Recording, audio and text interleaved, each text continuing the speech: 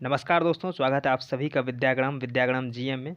ये कह रहा है कि मानव शरीर की सबसे बड़ी अंतःस्रावी ग्रंथि कौन सी है। तो वहाँ था सबसे बड़ी ग्रंथि जो कि यकृत था, यहाँ पे अंतःस्रावी ग्रंथि जो कि इसका सही आंसर हो जाएगा थायराइड। ठीक है, ये हो जाएगा थायराइड।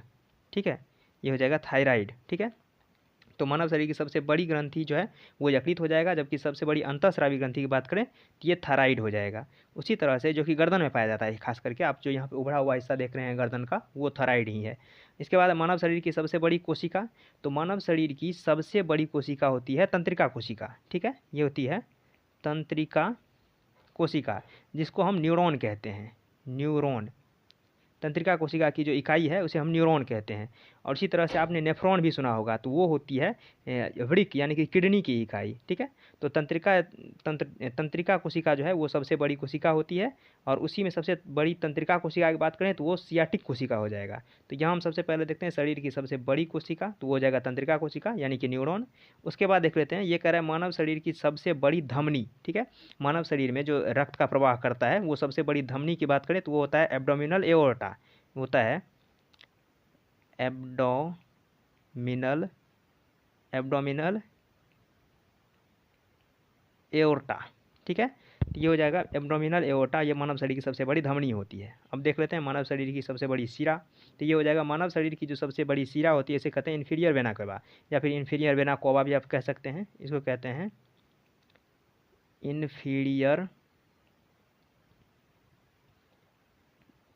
वेना कोवा या वेना कावा भी कह सकते हैं। तो ये हो जाएगा इन्फीरियर वेना कोवा जो होता है वो सबसे बड़ी शिरा होती है। जब सबसे बड़ी धमनी क्या होती है, एब्डोमिनल एओर्टा। ठीक है, उसके बाद देखते हैं, ये कह रहा है मानव शरीर का सामान्य रक्तचाप कितना होता है। तो ये होता है 120/80 mmHg। ठीक है, 120 क्या है, तो जो आपके हृदय जो है वो आपके शरीर में रक्त पंप करने के लिए जो प्रेशर लगाता है वो 120 का, और फिर जो शरीर से रक्त जो लौट करके रक्त वापस जो हृदय में भरता है वो 80 के प्रेशर से भरता है। तो ये जो रक्त जो प्रेशर लगाया हृदय वो 120 हो जाएगा, और जो फिर हृदय में लौट करके गया वो 80 हो जाएगा। तो इसका सही आंसर है यानी 120/80। ठीक है, ये समान रक्तचाप है। उसके बाद करते हैं मानव शरीर में रक्त का आयतन, यानी कि मानव शरीर में रक्त कितना पाया जाता है। तो ये 5 से 6 लीटर हो जाएगा।